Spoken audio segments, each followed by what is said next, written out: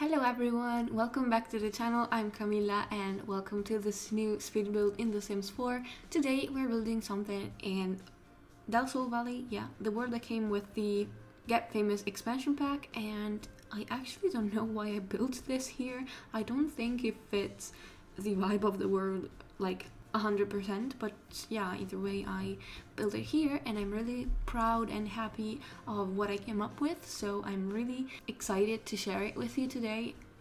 We are building a family home that initially wasn't supposed to be a family home, was just supposed to be like a tiny home for a couple, but then I don't know, I cannot build houses for couples. Like, if you noticed on my channel, I don't ever have houses for couples, or it's a very rare occurrence that I have something for couples on my channel, and I don't know why that is, because yeah, I'm not the most family oriented person ever, but yeah, this is it. This is how I build, and it's weird even for me.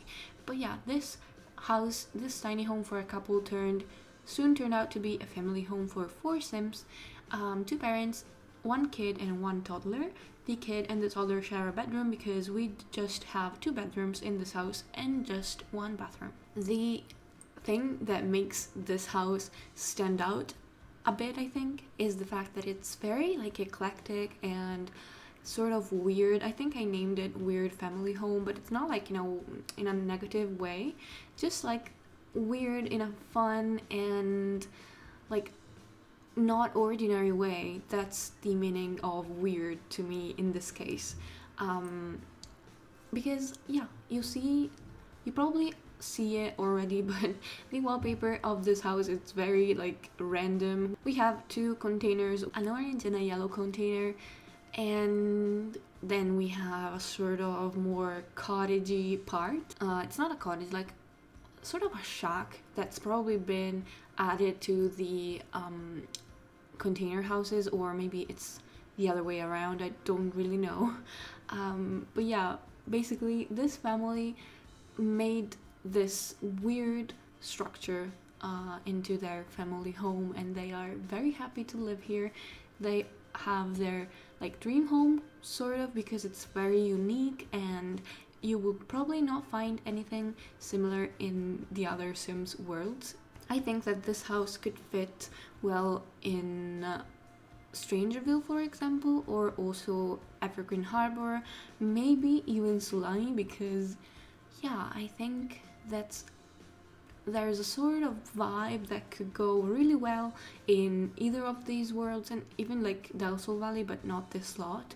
We are in the like community lots area of the world, so yeah, maybe it's not the most accurate space to place it, but yeah, I just started building here, and so I didn't want to move in the middle of the process of me building. So yeah, as you can see, there's a really high amount of weird stuff happening in this house in terms of decorations and clutter items. We have some rotated paintings next to the kitchen door because I don't know, I thought it would be fun to rotate some paintings that are obviously meant to be hanged the other way around, but they wanted to fill that space in the walls, so they rotated some paintings that they had. I think that a lot of the stuff that they have is thrifted or maybe like recycled or repurposed, maybe also DIY'd. And yeah, also because they place down, for example, the chairs that you can find at the flea market in San Myshuno, a lot of plants and clutter items that don't look like brand new and polished and luxurious. They're very eclectic and unusual, probably. I don't know, not necessarily the plants, but the clutter items. Some of them I was like, yeah, I've never used this item in a house, so let's use it as a decor piece, and that's how many of the stuff was brought onto the shelves. But before I forget, I just wanted to mention that on the fireplace I forgot to delete the things that I usually place to snap on the pre-made snapping points, if that's how you would call them. Basically, the hands from the paranormal stuff pack are not supposed to be there clipping with the rest of the decorations. So if you download this house, you probably want to delete them. And I'm really sorry because I realized it when I already uploaded this to the gallery and it was too late for me to remove them. And I also noticed a couple more things that didn't go as planned. For example, I didn't place any curtains in the bathroom, and yeah, maybe you want to place one. And also a bit of the terrain paint won't be there. Like where there's gonna be a basketball hoop, there won't be any terrain paint underneath it, and that's really weird. The thing about the terrain paint, because lately something extra weird happened. Like, we all know about the terrain paint disappearing, like that glitch. That's super annoying, and okay, we all know it and hate it. But lately, when I reload a lot after like some days, after some time after I built it, just to take screenshots or to go on with the build, some of the terrain paint disappeared, but not all of it. For example, this time when I reloaded the lot this morning to take the screenshots and everything, the terrain paint, like the gray terrain paint that I placed all over the lot, was still there, but the pathways from the different gates to the house weren't there anymore, and that's so odd. I don't know what that is about, and yeah, it's just annoying. So you will see that the house is a bit different in terms of terrain paint, but hopefully it's not too much of an issue.